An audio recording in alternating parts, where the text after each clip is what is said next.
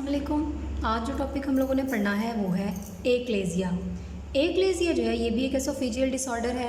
उसमें होता क्या है कि उसमें एसोफेगस के जो हम लोग जिस तरह हम लोगों ने पिछले उसमें भी बात की गर्ड के टॉपिक में, तो उसमें भी यहाँ पे जो आपके लोअर एसोफेजियल स्फिंक्टर के मसल जो होते हैं उनकी टोन लॉस हो जाती है और वो कॉन्ट्रैक्ट और रिलैक्स करना कह लें कि या तो वो डायलेट रहता है या बहुत ज़्यादा कॉन्ट्रैक्ट करता है, तो कहते हैं failure of relaxation of the lower oesophageal sphincter. और ये इसकी इटियोलॉजी अननोन है, यानी कि इसका कोई भी एग्जैक्ट कॉज मालूम नहीं है। लेकिन इसमें जो इसका फीचर है पैथोजेनेसिस में वो ये कि हाइपरटोनिक लोअर एसोफेजियल स्फिंक्टर होता है। क्या होता है कि जो आपका लोअर एसोफेजियल स्फिंक्टर होता है वो इतना ज़्यादा डायलेट कर जाता है कि उससे जो है वो बाद में कॉन्ट्रैक्ट नहीं हुआ जाता या इतना ज़्यादा रिलैक्स हो जाता है कि बाद में उसकी कंट्रैक्शन नहीं होती, तो वो हाइपरटोनिक लोअर एसोफेजियल स्फिंक्टर होता है।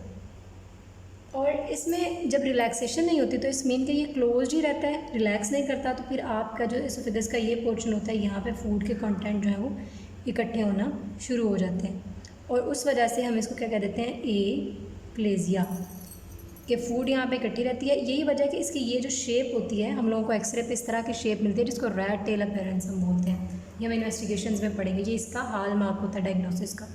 तो जब इसमें हमारा मसल जो है वो हाइपरटोनिक हो जाता है लोअर एसोफेजियल स्फिंक्टर, उसमें क्या होता है कि जब आपके यहाँ से एक वेव आती है पेरिस्टाल्टिक वेव कि यहाँ पे जो आपके इस तरह से रिलैक्स और इसके अलावा कॉन्ट्रैक्ट रिलैक्स, वो एक पेरिस्टाल्टिक एक्टिविटी होती है, तो ये ए पेरिस्टाल्टिक हो जाता है।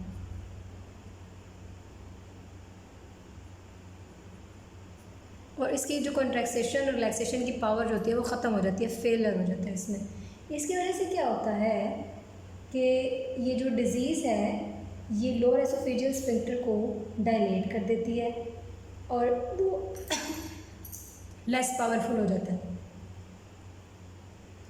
और इसकी वजह से क्या होता है कि आपका जो कंटेंट है वो इस एरिया में इकट्ठा रहता है और इस जगह पे नहीं इसकी क्या कहते हैं मूवमेंट होती है, स्टमक के अंदर मूवमेंट नहीं होती, तो वो यहाँ पे इकट्ठा रहता है। उसकी वजह से आपका फिर जो एसोफेगस होता है वो यूँ डायलेट हो गया, ये वाला पोर्शन नैरो हो गया, यहाँ से फिर आपका स्टमक जाता है। तो इसको ये जो नैरोविंग होती है इस वजह से हम इसको बोलते हैं एक्लेज़िया और इसको हम कहते हैं रैट टेल अपीयरेंस, और ये हमें एक्सरे के केस में मिलती है।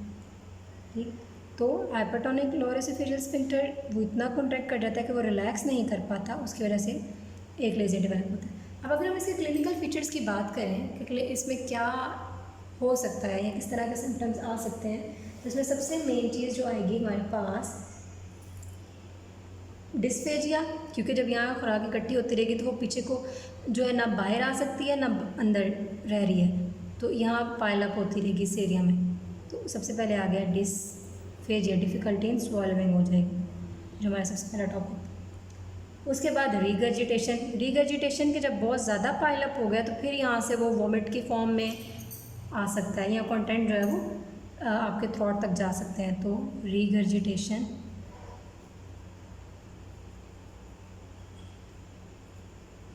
और एंड पे आ गया रीट्रो स्टर्नल चेस्ट पेन, क्योंकि इस एरिया में है तो यहाँ पे बैक पे वो चेस्ट पेन हो सकती है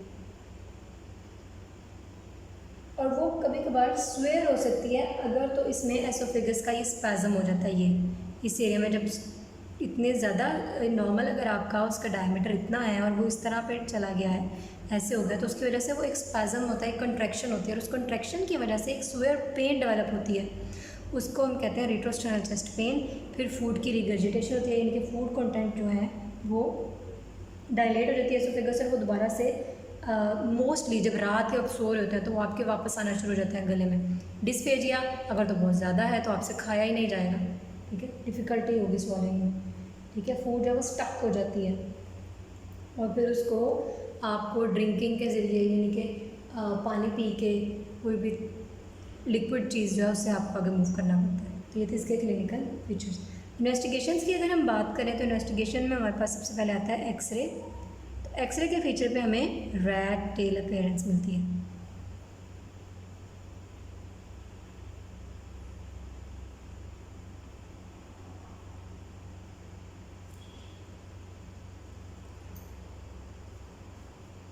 वो एक्सरे पे भी मिल सकती है। इसके अलावा टू जो हम लोग बेरियम स्टडीज़ करवाते हैं स्वॉलो, उसमें तो बहुत ज़बरदस्त किस्म की मिलेगी।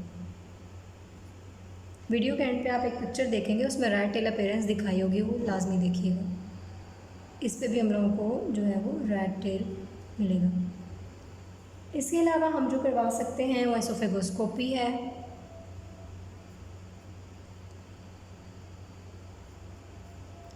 और आ गया जी मैनोमेट्री, वही जो हम लोग पिछले टॉपिक में गर्ड के टॉपिक में हमने पढ़ा था, सेम वैसे ही हम इसको करेंगे।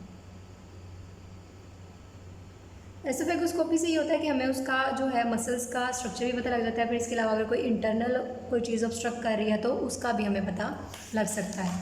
नेक्स्ट हम अगर इसके ट्रीटमेंट की बात करें कि हम इसमें कौन कौन से दे सकते हैं, तो ट्रीटमेंट में इसका जो है वो न्यूमेटिक डायलिटेशन होती है, एंडोस्कोपिक,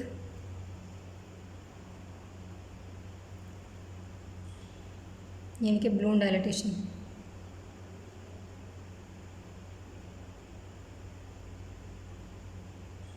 एंडोस्कोपिक न्यूमेटिक डायलिटेशन जो है उसमें एक बलून लेके जाया जाता है, उसको इन्फ्लेट किया जाता है उस एरिया में और उसको डायलेट किया जाता है। लेट्स सपोज अगर आपके ये एसोफेगस है और यहाँ से आपका स्टमक है, तो यहाँ से हम एक इसके एंड पे बलून लगाते हैं, उसको यहाँ पे लेके जाके इन्फ्लेट करेंगे कि वो इस पूरे को खोल दे इतना, तो उसके कहते हैं एंडोस्कोपिक न्यूमेटिक डायलिटेशन। उसके एंड पे कैमरा अटैच होता है जो हमें दिखा रहा होता है वो पूरा प्रोसीजर।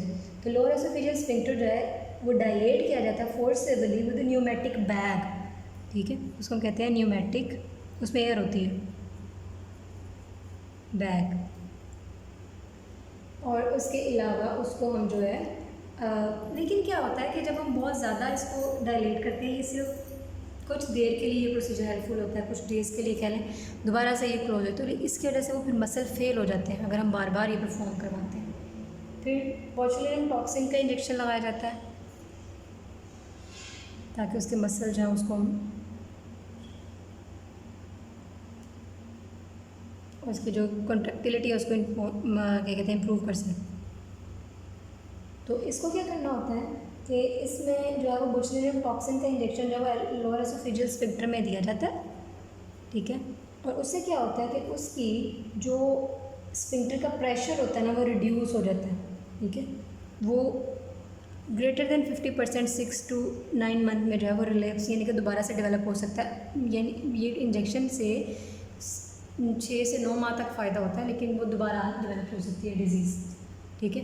वो सिर्फ इंजेक्शन लगाया जाता है, वो उसके टोन को थोड़ा सा कह लें कि बेहतर बनाता है। फिर सबसे मेन और सबसे अच्छा ट्रीटमेंट है वो सर्जिकल करेक्शन ही होता है। तो वो सर्जिकल ट्रीटमेंट होता है, उसमें उसकी सर्जरी की जाती है और उन जो मसल्स होते हैं उनकी सर्जिकल डिवीजन कर दी जाती है lower end of the oesophagus से, जिसको हम मॉडिफाइड हेलर कार्डियोमायोटमी कहते हैं।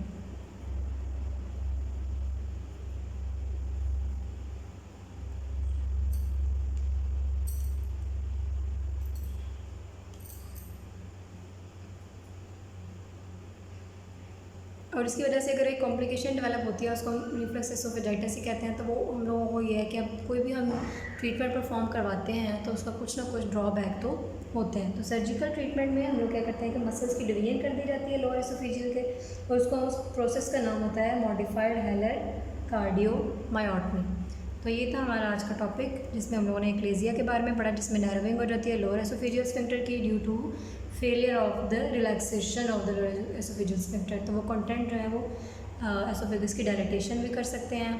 और एक्सरे पे जो हम लोगों को मिलती है इसकी अपीयरेंस वो रैट टेल अपीयरेंस होती है। इसमें कोई क्वेश्चन हो तो आप मुझसे पूछ सकते हैं। Thank you. अस्सलाम वालेकुम।